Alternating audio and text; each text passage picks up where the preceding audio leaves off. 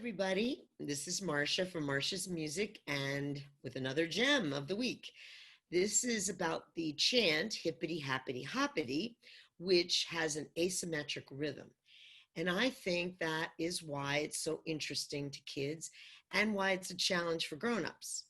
So I want to talk a little bit about why that is and what asymmetric rhythm is. So basically, most songs that you listen to on the radio are in four. They're in groups of four, and you hear them. You hear a steady beat. It's called the macro beat.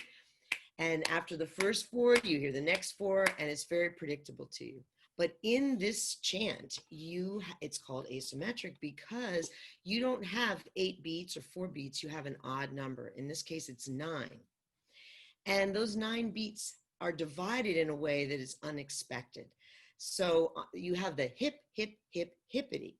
It's 1, 2, 1, 2, 1, 2, 1, 2, 3, 1, 2, 1, 2, 1, 2, 1, 2, 3. Hip, hip, hip, hippity, hap, hap, hap, happity, hop, hop, hop, hoppity. So you're feeling it differently. You have to get that macro beat. It's changing. First, it feels like 2, a duple, then it feels like 3. Whereas in a normal song, you'd feel it the same way throughout. If you pay attention to the underlying beat, they all are the same. Hip, hip, hip, hippity, hap, hap, hap, happity, hop, hop, hop, hoppity. But that's not how it feels because of the way the words are. I want to explain why we use motions in our various songs and activities and why it's so important on an asymmetric chant like this, because not only are they hearing the chant, but they're going to physically feel it as they attempt to do it, and then they're going to visually see it. So if we're going to do hip hip, we would have our little bunny ears.